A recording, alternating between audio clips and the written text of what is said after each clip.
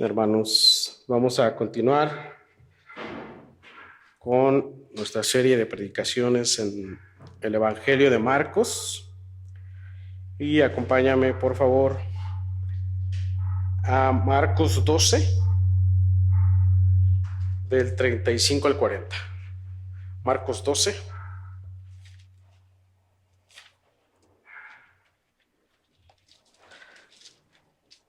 del 35 hasta el 40. Bien, voy a tomar lectura, me sigues, por favor. Dice así: enseñando Jesús en el templo decía: ¿cómo dicen los escribas que el Cristo es hijo de David? Porque el mismo David dijo por el Espíritu Santo: dijo el Señor a mi Señor, siéntate a mi diestra, hasta que ponga a tus enemigos por estrado de tus pies. David mismo le llama Señor. ¿Cómo pues es su hijo? Y gran multitud del pueblo le oía de buena gana. Y les decía en su doctrina: guardaos de los escribas, que gustan de andar con largas ropas, y aman las salutaciones en las plazas, y las primeras sillas en las sinagogas, y los primeros asientos en las cenas, que devoran las casas de las viudas y por pretexto hacen largas oraciones. Estos recibirán mayor condenación. Una vez más vamos a orar. Dios, una vez más ante ti estamos, Señor. Te pedimos, Padre, en esta hora que tú nos guíes a través de este pasaje, a través de este sermón, que tú, Padre, nos hables, como decíamos hace un rato, al corazón, que transformes, que nos permitas comprenderte mejor, que tu Espíritu, Padre, nos llene, nos dé el entendimiento, nos dé sabiduría, nos dé todo, Señor, para poder así aplicar de una manera correcta tu poderosa palabra.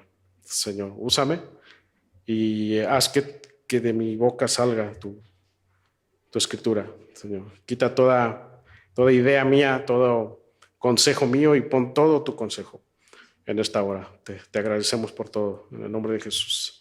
Amén. Amén. Bien, hermanos, hoy vamos a ver nada más estos que son 2, 3, 4, 6 versículos y 6 versículos y parte del 41 al 44. Aquí vamos a cerrar la sección en donde Jesús está mostrando su autoridad. Y llama la atención que aquí Jesús, en el versículo 35, de hecho, Jesús ahora es quien hace la pregunta hacia los que estaban ahí escuchando, ¿no? Recuerden que anteriormente quien hacía las preguntas eran los religiosos, ¿verdad? Los religiosos estaban haciendo pregunta tras pregunta para hacer caer a Jesús. Y en este pasaje ahora es Jesús quien hace la pregunta de una manera abierta. Y va a hacer esta pregunta a razón del tema del Cristo, el Hijo de David, ¿no? Y en el 36 hay algo que llama la atención, que es la palabra Señor. Se repite la palabra Señor una, y luego en el 37 vuelve a decir Señor, puesto que Jesús les va a hacer una pregunta acerca de este título de Señor.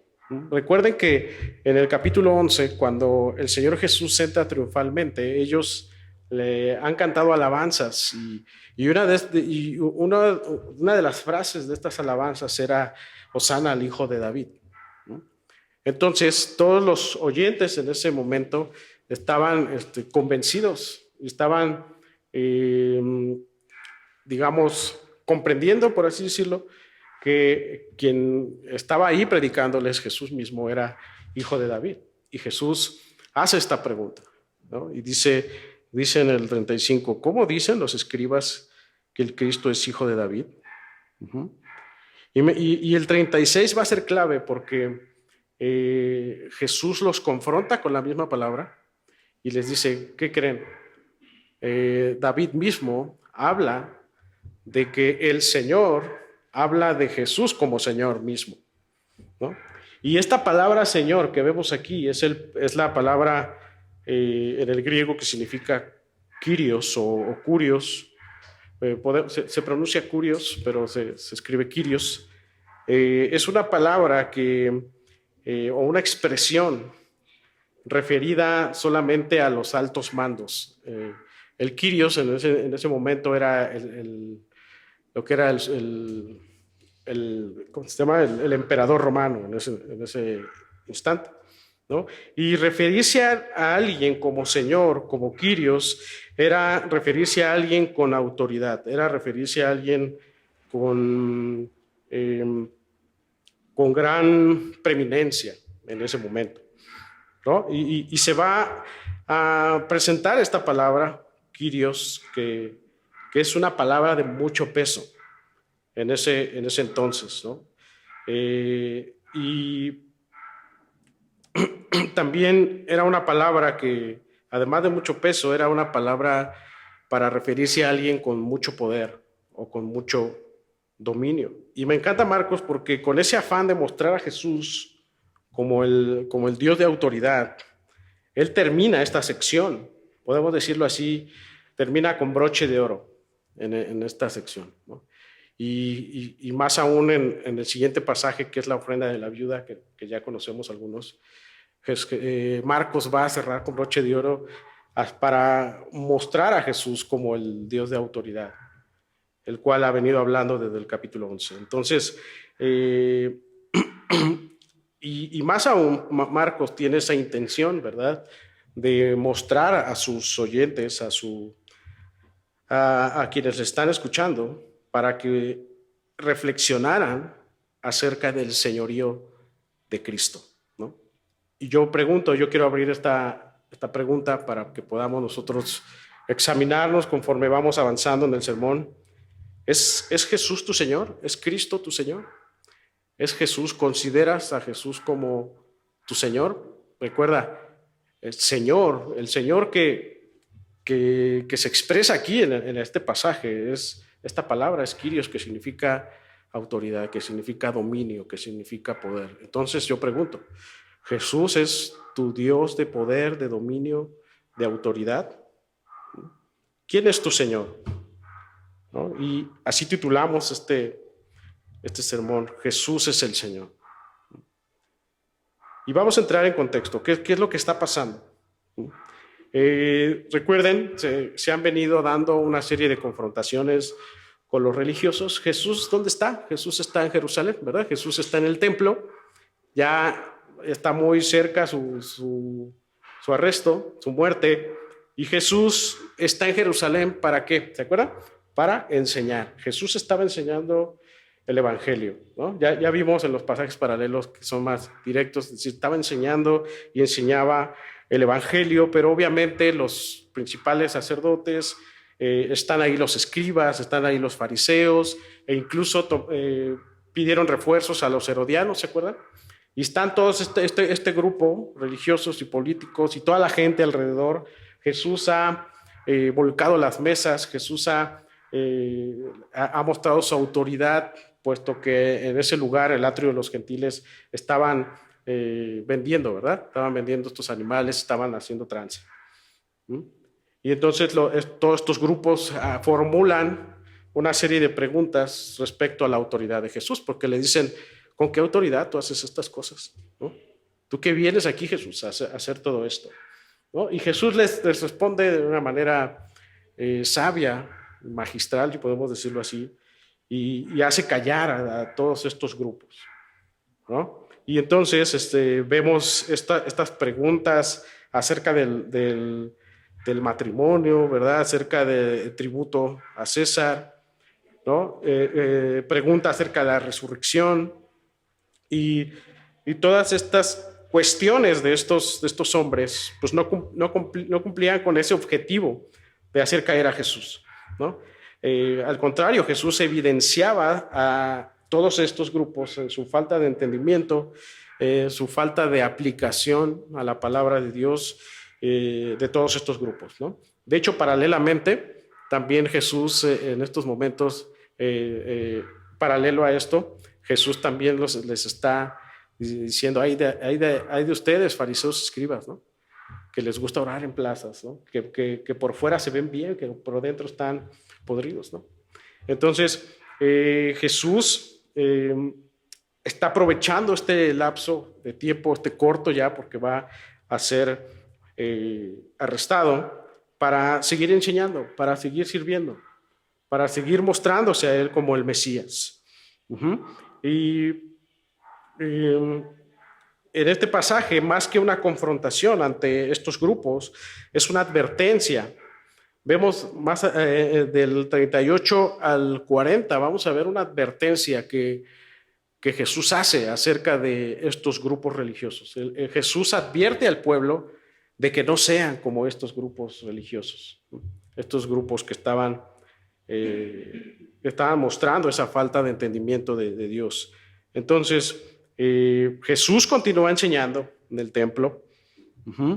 Y en el 34, si regresamos un poquito, fíjate, después de que ya todos estos religiosos han formulado preguntas, resulta que para el 35, dice al final del 34 que ya ninguno osaba en preguntarle. O sea, ya no tenían preguntas más para decirle a Jesús, ¿no? Y significa que estos grupos ya no se atrevían a cuestionar a Jesús porque Jesús había demostrado con gran autoridad que él era el Mesías, que él era el Cristo, que era el Señor de señores, el Rey de reyes. Sin embargo, vemos que estos grupos, ¿verdad?, aún así no quisieron reconocerle, no se arrepintieron, y entonces vamos a ver que ahora es Jesús aquí quien hace una pregunta para que la gente entendiera qué significaba ser el Señor. Así que vamos al versículo 35, vamos a entrar al texto, y fíjate lo que dice el 35. Me encanta cómo empieza Marcos otra vez. Dice, enseñando Jesús en el templo. ¿Cómo dicen los escribas que el Cristo es hijo de David? Vamos a Mateo, vamos al pasaje paralelo, Mateo 22, 41, 42. Mateo nos refuerza esta situación.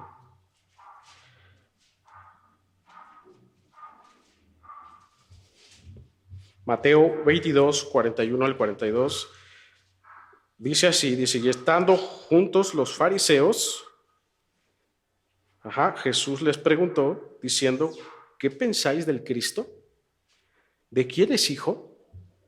Fíjate, toda la multitud que estaba ahí, entre los religiosos también, ellos dijeron, de David. Ellos tenían la idea de que el Cristo venía de David, ¿verdad? En Marcos nos dice que Jesús seguía enseñando, ¿no? Y que él mismo hace la pregunta diciendo, ¿cómo dicen los escribas que el Cristo es hijo de David? O sea, la intención de Jesús no es la misma que ellos tenían, ¿verdad? Jesús hace esta pregunta para lo que dice el versículo 35, para enseñar, ¿verdad? Para poner en claro quién era él. Entonces, Jesús, al enseñar, siempre quería llegar al corazón, ¿no? Él no enseñaba para debatir o para incluso condenar, por así decirlo, ¿no? Sino que Jesús siempre quiere, el objetivo es llegar al corazón, llegar a nuestro corazón y que éste sea transformado. Y él les dice, en realidad, es como si Jesús les dijera, a ver, en realidad, ¿sí saben quién soy yo? Su respuesta fue Jesús está diciendo, en realidad, ¿saben quién es el Cristo? O sea, toda la gente que estaba ahí sabía que el Cristo iba a venir del linaje de David, ¿verdad? Y entonces él les dice, ¿en realidad saben quién es el Cristo? Y su respuesta fue, el Cristo es hijo de David. Para ellos, en ese momento, para los religiosos también, era difícil aceptar a Jesús como el Cristo. ¿Por qué? Porque Jesús no parecía el Cristo, ¿verdad? O sea, Jesús no parecía del linaje de David, ¿verdad? David era un rey, ¿no? O sea, simplemente su vestimenta no parecía que viniese de un linaje real, tal cual ellos lo pensaban. ¿no? Ellos creían que el Cristo sería un libertador, ¿verdad? Un libertador político, alguien que derrocaría a Roma, ¿no? Y no esperaban a Jesús, a un Cristo que llegara en un pollino, ¿verdad? No esperaban a un Cristo que había sido carpintero o que había vivido en Nazaret, ¿no? Donde no salía nada bueno, ¿no? Entonces, de alguna manera, todos ellos tenían una imagen falsa del Cristo. Los religiosos esperaban a un Cristo libertador político que derrocaría a Roma. Incluso sus mismos discípulos tenían esa premisa, ¿no? Incluso en el capítulo 13 vamos a ver que los mismos discípulos dicen, ¿esto es el final, Jesús? Este es el final de todos los tiempos, Jesús, porque Jesús ya les ha dicho que Él va a morir. Y en el capítulo 13 vamos a ver algo asombroso porque el Señor Jesús les da señales de los últimos tiempos, ¿verdad? Pero dice, y en el capítulo 13 Jesús les dice, se levantarán falsos cristos, ¿verdad? Entonces, ellos, incluso los discípulos, no tenían claro bien que Jesús era el Cristo, ¿no? De cómo era, cómo vendría, qué haría. Y entonces Jesús hace esta pregunta y antes de seguir, por eso yo te decía al principio, ¿quién es Cristo para ti? ¿Quién es Jesús para ti? ¿Tú puedes decir que Jesús es tu Señor? ¿Jesús es el Cristo? Porque hoy en día mucha gente sí sabe de Jesús, ¿no? Incluso muchos dicen, fue un buen hombre, un buen filósofo, un buen iniciado, es un buen amuleto de la buena suerte, ¿no? Incluso un Dios que está para mí, ¿no? Es alguien que está colgado en una cruz, en mi sala, ¿no? Alguien que tiene pelo lacio, ojos azules, como lo pintan ahora, ¿no? En las películas, ¿no? Un hombre atlético, un hombre, e incluso a veces cuando oramos tenemos esa imagen de Jesús, ¿no? Esa imagen del pelo largo, del de ojos azules, ¿no? Y nos creamos falsas imágenes. E incluso, ¿no? Pensamos que también Jesús es aquel actor de The Chosen, ¿no? Pero ese no es Jesús, ¿verdad? Esa es una imagen que muchas veces Satanás pone, ¿verdad? Que nos quiere vender, para que ignoremos que Jesús es el Señor. Jesús es Dios mismo, Jesús es el Mesías, ¿no? La misma palabra dice, Cristo es el Señor, Jesús es el Señor, ¿no? Y por eso te decía que esta palabra, Señor, tiene un peso enorme, un peso grandioso, no solamente por lo que otros dicen de Jesús, sino tiene o por lo que nosotros podemos decir de Jesús. Esa palabra, Señor, tiene un peso grandioso. ¿Por qué? Porque Dios mismo le dice al Señor Jesús, Señor. Por eso tiene ese gran peso, ¿no? Porque tú puedes decir, Jesús es el Señor, pero también puedes decirle, el señor Sánchez, ¿no? O el señor Pérez, ¿no? Señor Pérez, con permiso, ¿no? Podemos utilizar esa palabra muy común para referirnos a alguien, pero cuando Dios mismo habla acerca de Jesús como Señor, eso hace que esto tenga un peso grandioso y que pueda a nosotros hacernos ver que no cualquier persona es Señor, y no solo nuestro Señor Jesucristo. Cuando Dios revela que el Hijo es Señor por sobre todas las cosas, el mismo Dios nos está diciendo que Él es también nuestra autoridad, nuestro Dios de poder, nuestro Dios soberano, nuestro Dios santo.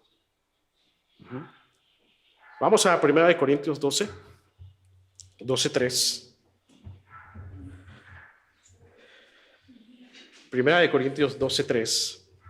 Lo vamos a leer en la Nueva Traducción Viviente para que podamos verlo más claro. Y dice 1 Corintios 12:13, por lo tanto, hablando Pablo, dice, quiero que sepan que nadie que habla por el Espíritu de Dios maldice a Jesús. Y nadie puede decir que Jesús es el Señor, excepto por el Espíritu Santo, ¿no? Ah, me encanta mucho porque aquí se hace referencia a que nadie puede decirle Señor a Jesús si no es por el Espíritu Santo, el cual este mismo Espíritu es el Espíritu de Dios, ¿verdad? Porque dice nadie que habla por el Espíritu de Dios, ¿no? Es decir, nadie puede decirle al Señor Jesús, Kyrios, si no es por el mismo Espíritu Santo en él. Uh-huh. El Espíritu Santo es quien nos revela que Cristo es Señor. Entonces, la pregunta cambiaría, ¿verdad? Tenemos al Espíritu Santo para que nosotros podamos decir, Jesús, tú eres mi Señor, tú eres mi Rey de autoridad, tú eres mi Rey soberano, tú eres santo. Uh-huh.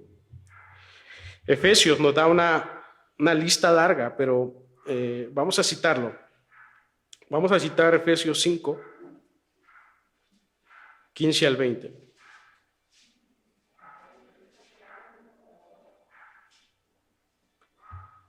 ¿Cómo saber si tenemos su espíritu para que ese espíritu entonces revele que Él es el Señor? Entonces Efesios da una lista de partes prácticas que nos permiten ver si realmente el espíritu está en nosotros y poder considerar a nuestro Dios como Señor. Y vamos a leer solamente del 5 al 10, del 15 al 20, perdón. Fíjate lo que dice Pablo, dice, mirad pues con diligencia cómo andéis. Dice, no como necios, sino como sabios, aprovechando bien el tiempo, porque los días son malos. Por tanto, no seáis insensatos, sino entendidos del cual sea la voluntad del Señor. 18, no os embraguéis con vino, en lo cual hay disolución, antes bien sed llenos del Espíritu, hablando entre vosotros con salmos, con himnos y cánticos espirituales, cantando y alabando al Señor en vuestros corazones, dando siempre gracias por todo al Señor y Padre, en el nombre de nuestro Señor Jesucristo. Decir que Jesús es nuestro Señor es decir que Él es nuestra autoridad, nuestro Dios poderoso, el centro de mi vida, mi Salvador, nuestra esperanza, nuestra cabeza, nuestra guía. Entonces, reflexionemos en esta lista. ¿Tú de verdad estás siendo lleno del Espíritu Santo? Ser llenos del Espíritu no es hacer cosas sobrenaturales, ¿no? Como algunos piensan. Ser llenos del Espíritu es obedecer al Señor en todo. Ver a nuestro Dios como Señor es obedecerle a Él, ¿no? Aprovechar bien el tiempo, no buscando la insensatez, ser entendidos de Él, ¿no? Dando siempre gracias, dice aquí, por todo al Dios y Padre, en el nombre de nuestro Señor Jesucristo. Y por eso, en el versículo 36, regresando, Jesús va a citar el Salmos. Va a citar un Salmos, el 110:1. Fíjate lo que dice el 36. Porque el mismo David dijo por el Espíritu Santo, dijo el Señor a mi Señor, siéntate a mi diestra hasta que ponga a tus enemigos por estrado de tus pies. 37. David mismo le llama Señor. ¿Cómo pues es su hijo? Y gran multitud del pueblo le oía de buena gana, ¿no? Me encanta esto. Te decía, Jesús está citando el Salmo 110:1, ¿no? Un salmo que probablemente conocían ellos, y prácticamente Jesús les está diciendo, no puede el Cristo ser hijo de David, puesto que David dijo por el Espíritu Santo.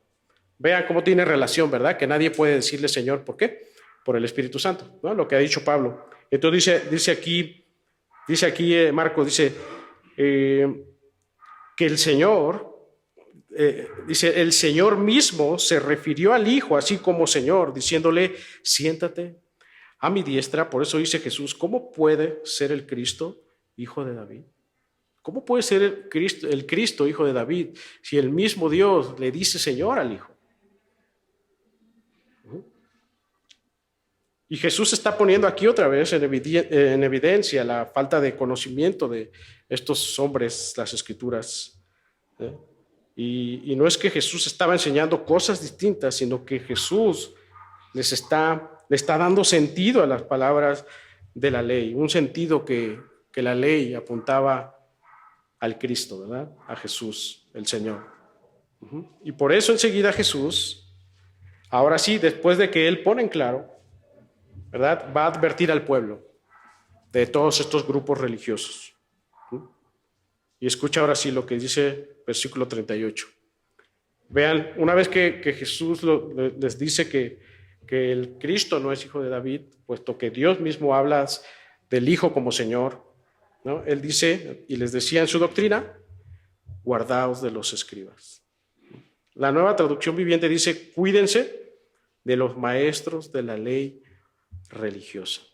Y luego dice que gustan de andar con largas ropas y aman las salutaciones en las plazas y las primeras sillas en las sinagogas y los primeros asientos en las cenas, que devoran las casas de las viudas y por pretexto hacen largas oraciones, ¿no? O sea, después de responder una serie de preguntas, después de evidenciarlos que en su mentira, en su falta de entendimiento de las Escrituras, ahora sí Jesús advierte a todo el pueblo que estaba ahí escuchando y dice, guárdense de los escribas.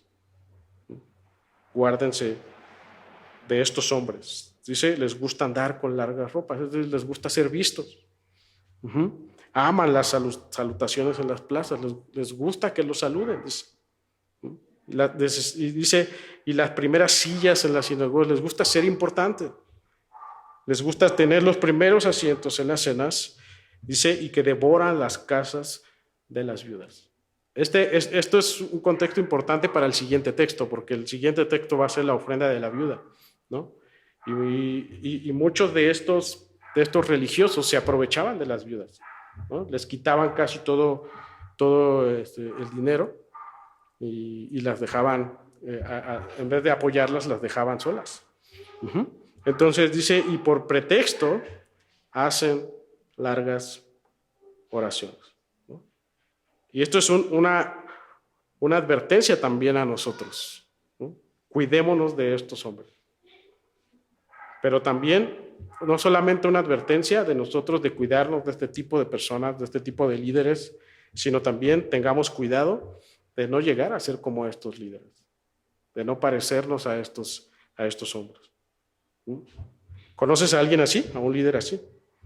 Que le gusta ser visto, le gusta sentarse en los lugares más exclusivos, les gusta que los saluden, que les llames apóstol, ¿verdad? El apóstol tal.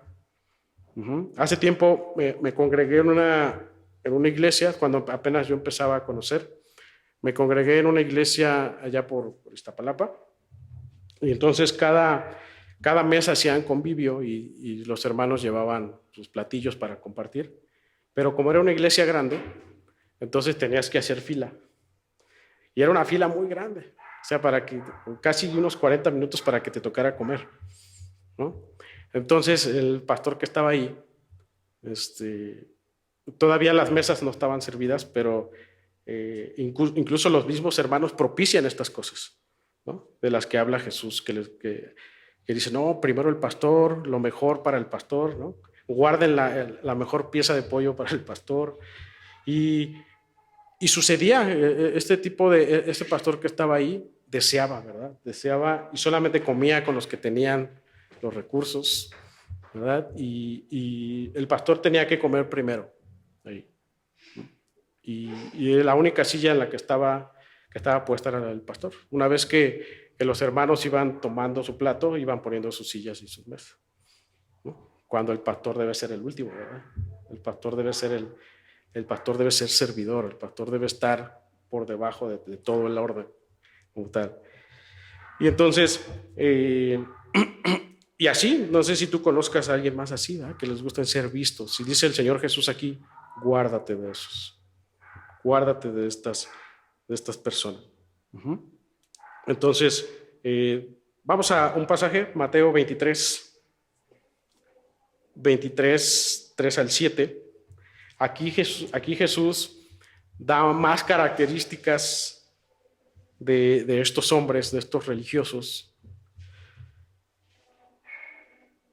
Y lo voy a leer también en la Nueva Traducción Viviente para poder comprenderlo mejor. Y en esta misma situación, es un pasaje paralelo, nada más que se está ampliando un poco las características de estos hombres. Y dice, por lo tanto, practiquen y obedezcan todo lo que les digan. O sea, Jesús también los está llamando a obedecer en relación a lo que tenían que hacer como congregación, por así decirlo. Dice, pero me encanta que dice, pero no sigan su ejemplo. Porque dice después, pues ellos no hacen lo que enseñan. Aplastan a la gente bajo el peso de exigencias religiosas insoportables y jamás mueven un dedo para aligerar la carga. Todo lo que hacen es para aparentar. En los brazos se ponen anchas cajas de oración con versículos de la Escritura y usan túnicas con borlas muy largas. Y les encanta sentarse a la mesa principal, en los banquetes y ocupar los asientos de honor en las sinagogas. Les encanta recibir saludos respetuosos cuando caminan por las plazas y que los llamen rabí. En resumen, podemos decir, Jesús le está diciendo, estos hombres no son de ejemplo para ustedes. Guárdense de estos. No mueven un dedo. Aparentan, desean ser vistos. Les encanta ser los primeros en todo. Les encanta ser el centro de atención. Que les reconozcan algo que hacen por Dios. Tú dirás, sí, pastor, me voy a cuidar de estos, ¿no? Pero también tenemos que tener cuidado en no caer de ser como estas personas. Ellos no eran de ejemplo, estos hombres no eran de ejemplo. Y yo pregunto, ¿tú eres de ejemplo para otros? Ellos no eran de ejemplo, ¿verdad? Ahora, lo que tenemos que reflexionar es no caer a ser como estos. Entonces, ¿tú eres de ejemplo para otras personas? ¿Tu vida ejemplifica a Cristo? Dice aquí que no mueven un dedo. O sea, todos quieren ser servidos, ¿verdad? Pero no servir. Ahora yo te pregunto, ¿tú sirves en tu iglesia? ¿Tú sí mueves un dedo? ¿Le preguntas a alguien en qué puedes ayudar? ¿Te involucras en las actividades de la iglesia? Ellos, dice aquí, ellos aparentan algo que no son. ¿Cómo eres en la iglesia? ¿Eres en todos lados también? ¿Estás viviendo en alguna apariencia? ¿Aparentas algo que no eres en la iglesia cuando estás aquí? Bueno, con mis cuates me llevo de albures, ¿no? Pero aquí sí levanto mis manos, ¿no? Con mi grupo de amigos sí puedo, se me sale cualquier grosería, ¿no? Pero aquí no. Podemos nosotros señalar a estos religiosos, decir, ¿cómo pudieron ser con Jesús, verdad? Pero esto es también para que reflexionemos, si somos de ejemplo para otros, si somos servidores en la iglesia del Señor, si no estamos aparentando. Ellos les gusta ser vistos.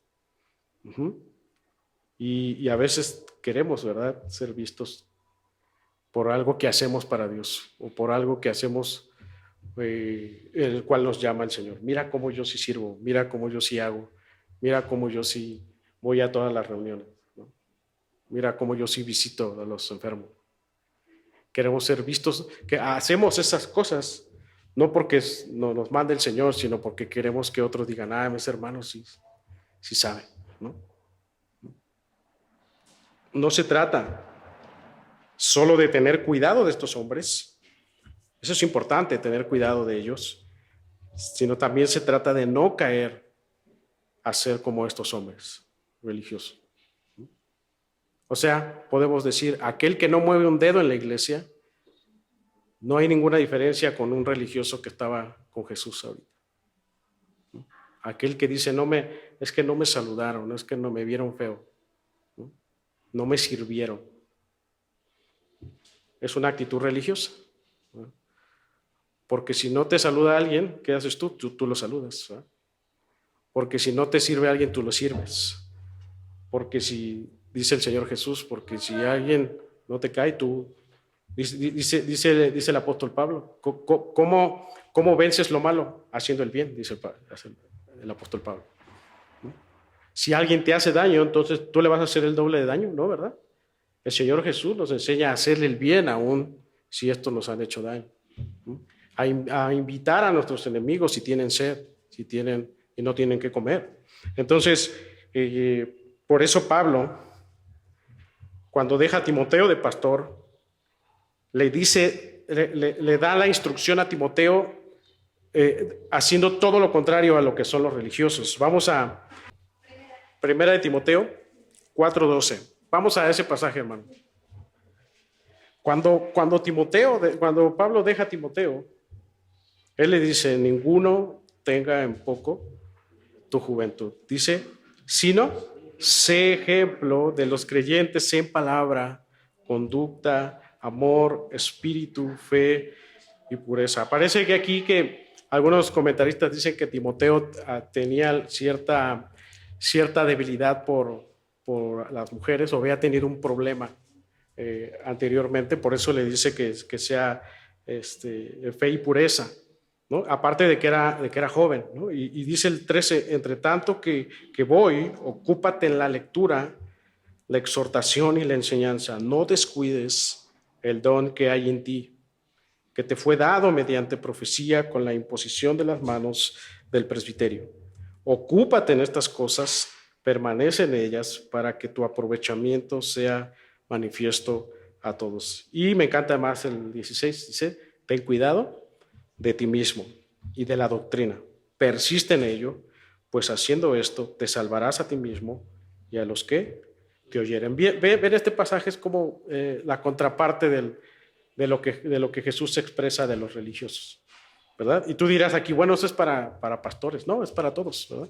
Aplica para ti también, ¿no? Sé de ejemplo a otros de los creyentes en la palabra. Por eso te decía yo, ¿eres de ejemplo para otros de conducta?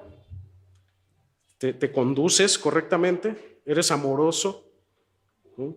Fe, ¿eres un hombre de fe, una mujer de fe? ¿Te estás ocupando de la lectura? ¿No?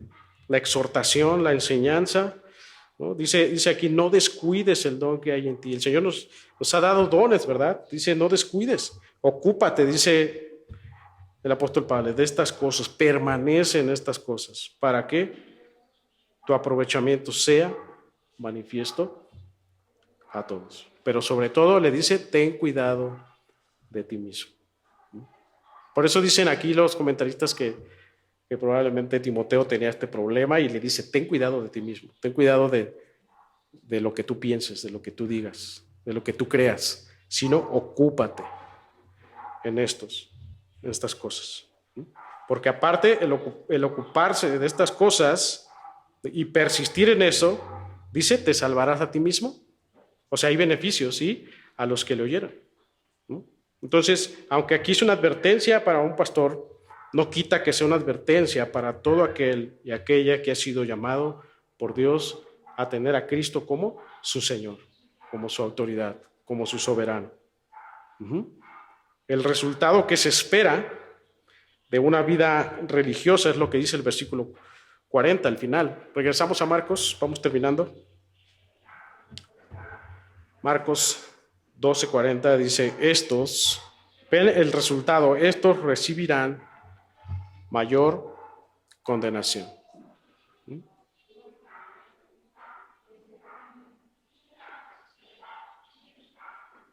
Estos recibirán mayor condenación. Entonces, Jesús, una vez que expone a todos estos, enfrente de todos, les permite ver el resultado de todos estos. Recibirán mayor condenación.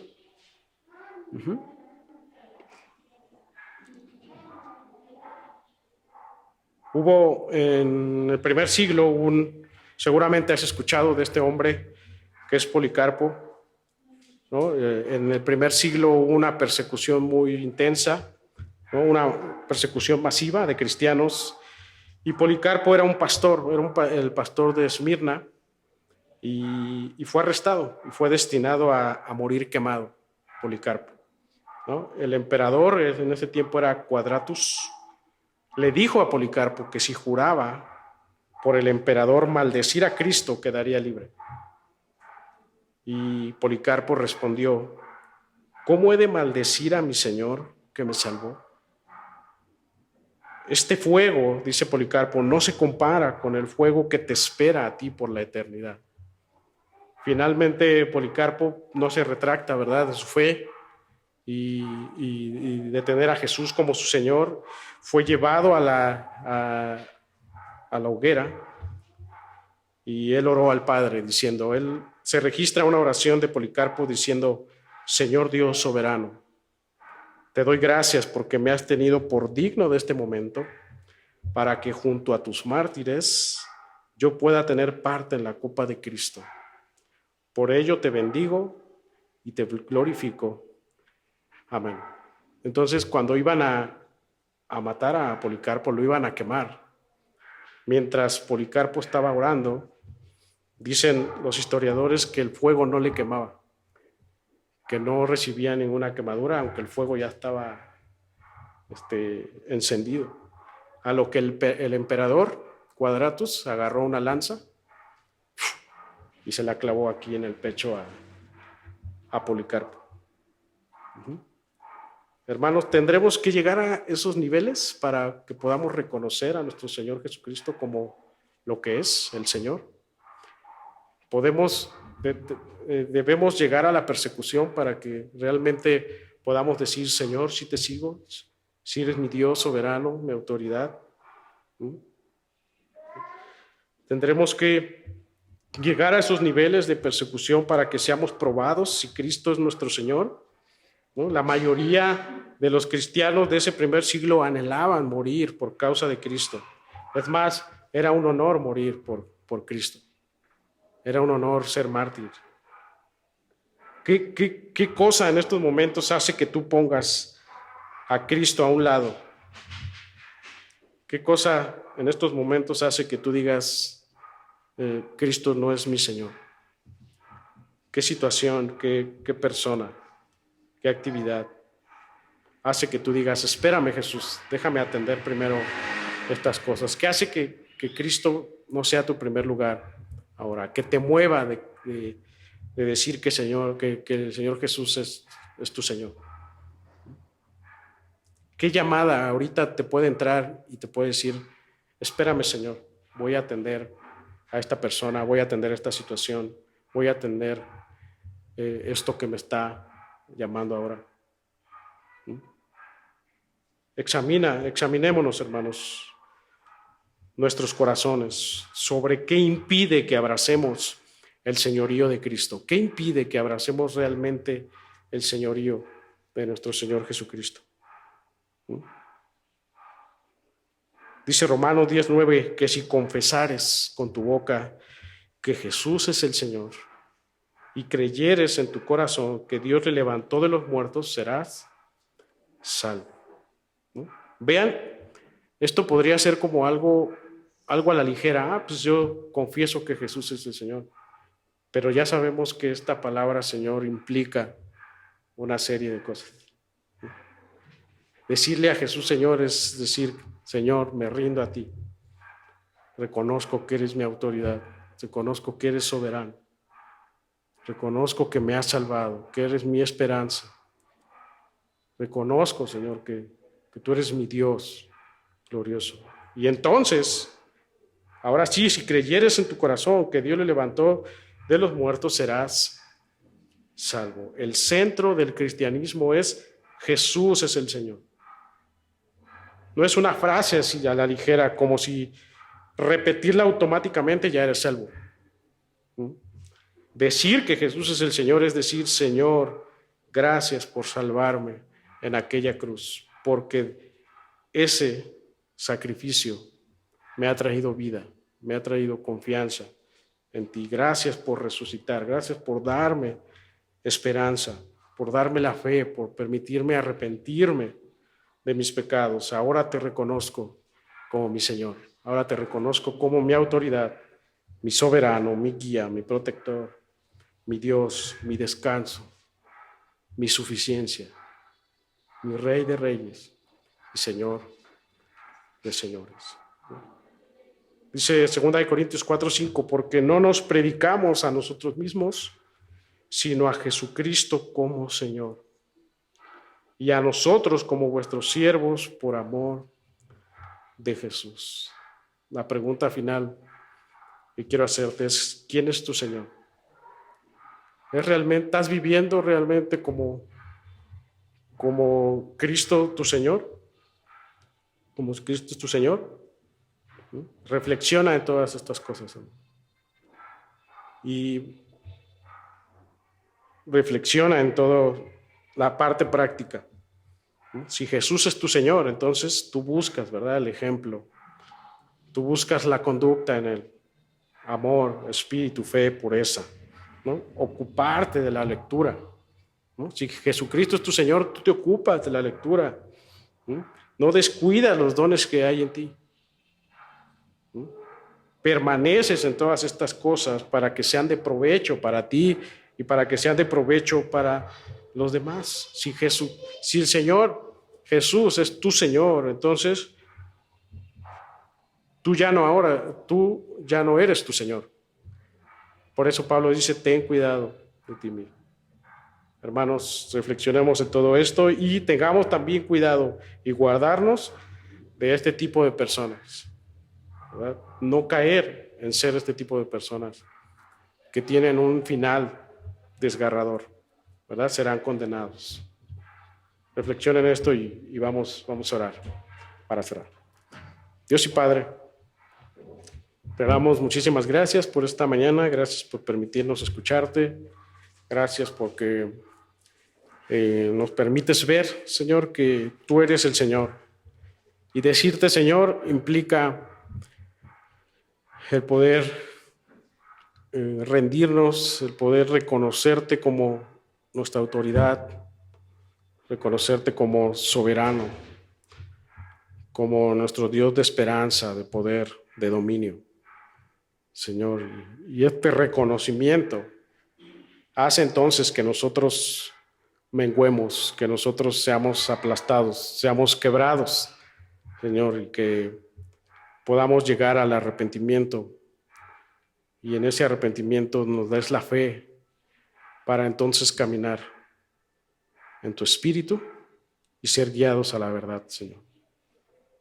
Así que te pedimos, Padre, que nos guíes, que no nos permitas caer en ser como estos religiosos, Señor, que les gustaba ser vistos, que anhelaban las principales sillas, que les gustaba transar a la gente, Señor, sino que podamos ser como tú lo expresas en Timoteo, 1 Timoteo, que podamos ser de ejemplo, que podamos ocuparnos de la lectura, que podamos nosotros vivir conforme a tu voluntad, Señor, que podamos nosotros vivir en pureza, en la exhortación, la enseñanza, ocuparnos, pero sobre todo, Señor, ayúdanos en tu espíritu a tener cuidado de nosotros mismos, Señor, puesto que nuestro corazón aún lucha con el pecado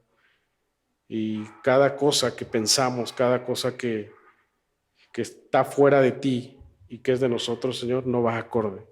Así que tú llénanos de tu espíritu, de tu sabiduría, de inteligencia, Señor, para poder vivir para tu gloria. Señor, gracias por lo que tú haces. En el nombre de Jesús. Amén. Amén.